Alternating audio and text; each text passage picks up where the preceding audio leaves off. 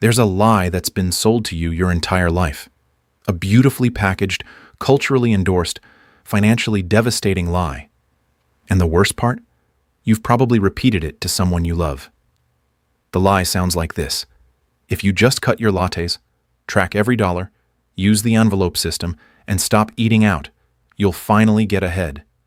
You downloaded the app. You made the spreadsheet. You color-coded your categories. You felt organized for about 11 days, and then, nothing. The anxiety came back. The account balance didn't move, and somewhere in the back of your mind, a voice whispered the most dangerous sentence in personal finance. Maybe I'm just not good with money. Stop. Right there. That voice is not wisdom. That voice is programming. And today, we're going to delete it permanently. Because here's what nobody in the personal finance industrial complex will tell you, and they won't tell you because your confusion is profitable for them. The system you've been handed was never designed to make you wealthy. It was designed to make you manageable, compliant, just comfortable enough to stay in your lane. The frugality movement, in its current cultural form, is not a wealth strategy. It is a poverty management system dressed in the language of discipline. There is a profound difference between the person who cuts their grocery bill to survive and the person who builds a system that generates income while they sleep. One is treading water with better technique. The other has built a boat. And I need you to sit with that for a moment before we go any further. Look at the wealthiest people on this planet. Not the lottery winners, not the inheritance recipients, but the builders, the architects of actual generational, self-created wealth. Not one of them became wealthy because they tracked their spending in a color-coded app. Not one of them attributes their financial breakthrough to the moment they stopped ordering guacamole. What they all share, without exception, is a fundamentally different relationship with money at the cognitive level. They don't manage money like a nervous accountant terrified of the numbers. They command money like an executive who understands that capital is a resource to be deployed, not a fragile thing to be hoarded. This is what I call the Solomon mindset. And it is radically different from everything you've been taught. The peasant mindset, and I use that word not as an insult but as a precise psychological descriptor, the peasant mindset operates from scarcity. It asks, how do I not run out? It is reactive. It is defensive. It counts what is leaving and panics about what isn't arriving. It treats every dollar like a finite drop of water in a drought. And the cruel irony of the peasant mindset is that the very anxiety it generates causes the avoidance behaviors that keep people broke. We'll come back to that. The Solomon mindset operates from architecture. It asks, what systems can I build so that wealth flows through this kingdom continuously? It is proactive. It is structural.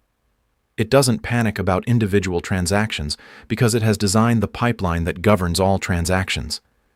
It treats money like a river, something to be channeled, directed, and put to work, not something to be cupped in your hands and desperately protected from evaporation. Here is a modern proverb for you, and I want you to write it down. The person who counts every penny will always be poor in their thinking, even when they are not poor in their account, because wealth is, first and always, a cognitive architecture before it is a financial reality. And the reason you are not yet where you want to be financially is not your income. It is not the economy. It is not your upbringing, though that has certainly shaped your programming. The reason you are not wealthy is this. You are acting like a servant in your own house. You are managing someone else's kingdom by someone else's rules, fearing someone else's judgment, using someone else's tools, and wondering why the throne is empty. It's time to take the throne. Now let's talk about the man who sat on one, King Solomon. Most people hear that name and immediately access their religious programming, the wise king, the biblical figure, the man who asked God for wisdom instead of gold. And while the theological conversation is interesting, it is not what we're here for today. Because stripped of all religious context, Solomon represents something that has almost no parallel in recorded human history. A man who engineered one of the most sophisticated wealth systems the ancient world had ever seen, and who documented his operational philosophy in a form so compressed, so psychologically precise, that it remains devastatingly applicable to modern personal finance. I want you to think of Solomon not as a religious figure, but as history's most successful chief operations officer. If you dropped his framework into a modern MBA curriculum, it would hold up, not metaphorically, literally. Here's what most people miss about Solomon's wealth. It did not come primarily from conquest. The kingdoms around him were also militarily capable. It did not come from natural resources alone. The region was wealthy, but so were many other regions. Solomon's wealth came from two things that are entirely replicable in your financial life today. The first was narrative architecture. Solomon understood with breathtaking sophistication that whoever controls the story controls the flow of resources. His legendary wisdom was not merely intellectual, it was a brand. Rulers from distant kingdoms traveled to learn from him. This wasn't accidental. It was strategically cultivated. He positioned himself as the indispensable nexus of wisdom, trade, and judgment, and as a result, people brought their resources to him. Gifts, tribute, trade agreements, intellectual capital. It all flowed toward the story he told about himself and his kingdom. In modern terms, he was the most viral content creator of the ancient world, and the algorithm rewarded him exponentially. The second was cash flow systems, the temple, the trading fleets, the strategic marriages that opened international trade routes. Solomon did not rely on any single stream of income because he understood something fundamental about wealth that most people never learn. A kingdom that depends on one source of revenue is one disaster away from collapse. He built redundancy into his economic architecture. Multiple channels, multiple streams, multiple assets generating value simultaneously. In Proverbs, the book he authored, he doesn't tell you to save more. He doesn't tell you to spend less. He tells you to build systems. Know well the condition of your flocks and give attention to your herds, for riches do not last forever. In modern translation, know your numbers, understand your assets, and build systems that generate ongoing value, because income without infrastructure is a paycheck, not a legacy. This is the foundation we are building today. A 15-minute system based on Solomon's actual operational philosophy, adapted for the modern economic environment. Not a budgeting hack, not a savings trick. A kingdom management framework that transforms your relationship with money from one of fear and avoidance to one of executive authority and strategic clarity. But before we get into the actual system, and we will in precise and actionable detail, we need to understand why everything you've tried before didn't work. Because the failure wasn't yours. The failure was structural. The tools were built wrong for the human brain. Let's talk about the dirty secret of budgeting apps. The personal finance app industry is a multi-billion-dollar business built on a deeply flawed psychological premise. The premise is this: if we make it easier for people to see their spending, they will feel motivated to change it. If we add colorful charts and categories and notifications, people will feel empowered and take control. This premise is wrong. Not slightly wrong. Catastrophically, predictably, demonstrably wrong. Here is what actually happens inside the human brain when you open a budgeting app. Your eyes scan to the categories. You see that you spent $340 on dining out when you told yourself the limit was $200. Your nervous system registers this information not as neutral data, but as evidence of moral failure. The emotional response is shame. And shame, this is critical, write this down. Shame does not produce behavior change. Shame produces avoidance. There is a phenomenon in behavioral psychology called the ostrich effect. It describes the human tendency to avoid information that we anticipate will be negative or painful. The name comes from the popular, if anatomically inaccurate, image of an ostrich burying its head in the sand. Researchers have documented this extensively in financial contexts. People check their brokerage accounts more frequently when markets are rising and dramatically less frequently when markets are falling. People open their bank statements less often during periods of financial stress, precisely when the information would be most useful. The budgeting app industry has inadvertently built the most sophisticated shame delivery machine in the history of consumer finance. Every notification is a potential trigger. Every category overage is a potential evidence point in your brain's ongoing case against your own competence. And so what do people do? They stop opening the app. The app sits on their phone like a silent accuser. They avoid it. And then they feel shame about avoiding it, which makes them avoid it more. And somewhere in this spiral, they quietly uninstall it and tell themselves they'll try again next month. This is not a character flaw. This is neuroscience. The shame response is one of the most powerful drivers of behavioral avoidance in the human psychological system, and any financial framework that triggers shame as its primary feedback mechanism is, by definition, a framework designed to fail. Here is a modern proverb: a system that makes you feel terrible will be abandoned. A system that makes you feel powerful will be used. This is the entire design philosophy behind what we're building today. The CEO method is not built on shame. It is built on authority.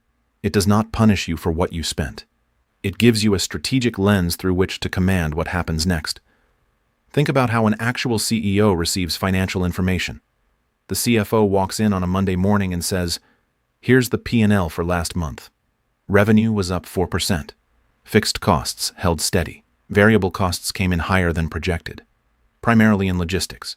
Here's the analysis. Here's the projected impact. Here's my recommendation." The CEO doesn't burst into tears. The CEO doesn't avoid the meeting. The CEO receives the information, processes it strategically, makes decisions, and moves on. That is the energy we are bringing to your personal finances.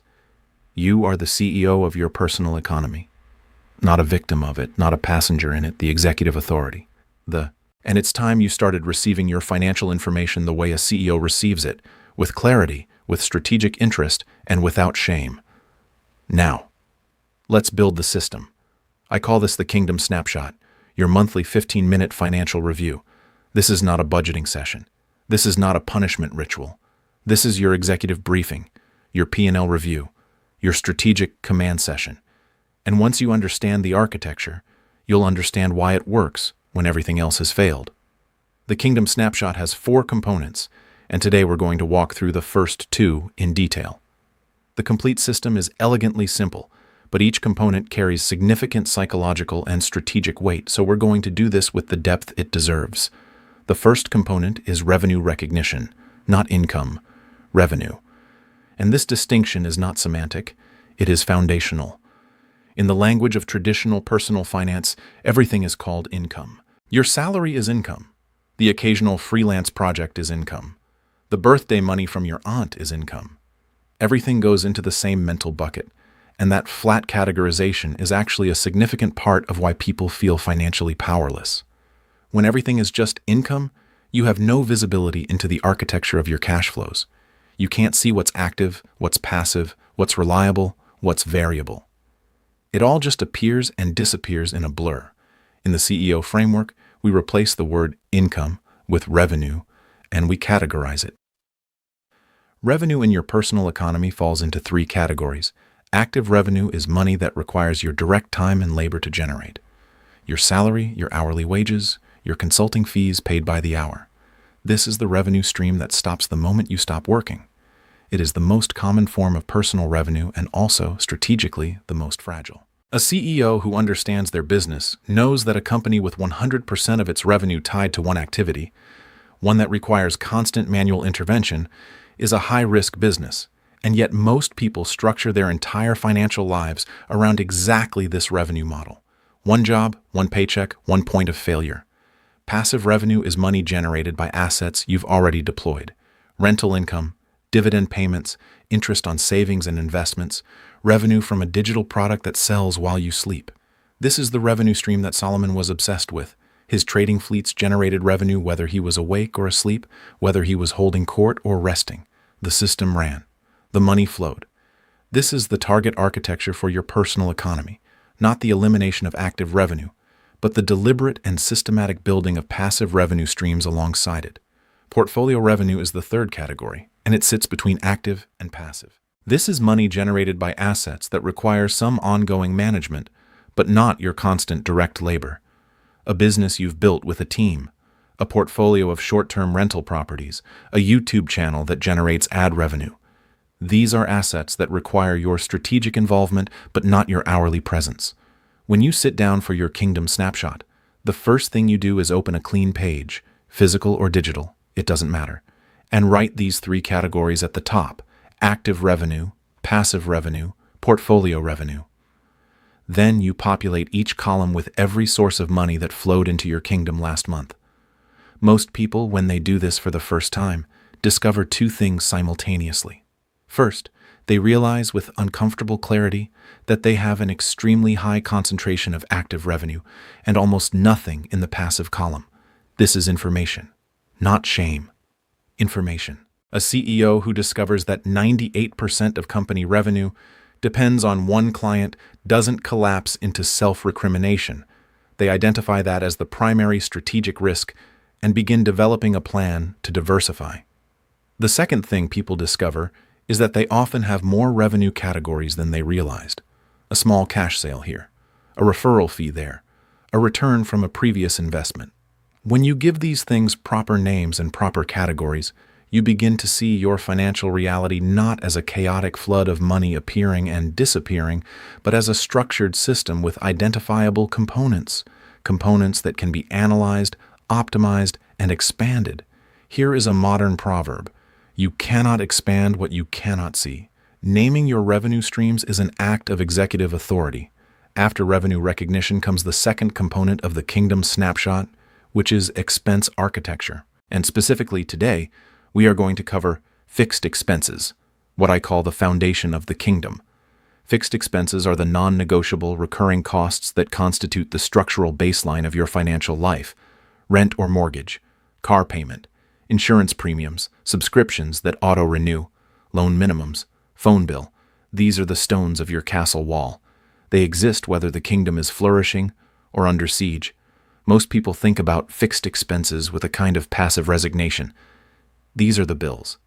They are what they are. They exist outside of strategic management. This is a peasant relationship with fixed costs. The CEO relationship is entirely different. When you list your fixed expenses in the kingdom snapshot, you are doing something that most people never do. You are auditing the structural cost of running your life. And this audit is revelatory because fixed expenses are where the most significant financial inefficiencies tend to hide. Not in the lattes, in the insurance premium you haven't renegotiated in 4 years, not in the restaurant tabs, in the 3 overlapping streaming subscriptions that got added during different promotional periods, not in the discretionary spending, in the gym membership that has been auto-charging for 11 months while you've been going to a different facility. Here is how a CEO reviews fixed expenses. You list every single recurring charge, every one. You look at the total. You ask 3 questions about each line item. First, is this charge still serving the function it was purchased to serve? Second, is this the most competitive price available for this function in the current market? Third, does this expense align with the kingdom's current strategic priorities? These are not trick questions. They are not designed to tell you to cancel everything and live on rice. They are designed to give you executive visibility over the structural costs of your operation, so that when you make decisions about these costs, you are making them consciously and strategically rather than by default. The difference between a peasant and a CEO is not how much money they have. It is the quality of the questions they ask about the money they have. Your fixed expenses are not a list of bills. They are the architectural blueprint of your kingdom's infrastructure. Some of that infrastructure is load-bearing and non-negotiable. Some of it is legacy spending that made sense 2 years ago and no longer does. The Kingdom Snapshot gives you 15 minutes once a month to walk the perimeter of your own financial castle and ask, is this wall still serving us? Is this gate still necessary? Where are we paying for structure that is no longer structuring anything? This is not frugality culture. This is strategic asset management applied to the cost side of your personal P&L. When you complete the fixed expenses section of your Kingdom Snapshot, you have done something genuinely powerful. You have produced a clear, structured picture of your revenue architecture and your structural cost baseline. You know how much is flowing in from which categories, and how much of that is committed before you make a single discretionary decision. This is the information that separates reactive financial living from strategic financial command. In Part 2, we're going to build the rest of the Kingdom Snapshot: variable expenses, your strategic allocation system, and the most important section of the entire framework, the Kingdom Investment Protocol, which is where Solomon's actual philosophy on wealth creation comes alive in your modern financial life. But before we get there, I want you to do one thing. Tonight, not next week, tonight, open a blank page and write 3 words at the top: My Kingdom Snapshot. Below that, write the 3 revenue categories and begin. Don't wait until you have more information. Don't wait until you feel ready. A CEO does not wait for perfect conditions to review their P&L. They review it now with the numbers they have, and they use what they see to make better decisions tomorrow than they made yesterday. The throne is not earned, it is claimed. And you claim it not with a dramatic gesture, but with a quiet executive decision to see your financial reality clearly. Name it precisely and command it deliberately. You are not a victim of your finances. You are the architect of your kingdom, and we are just getting started.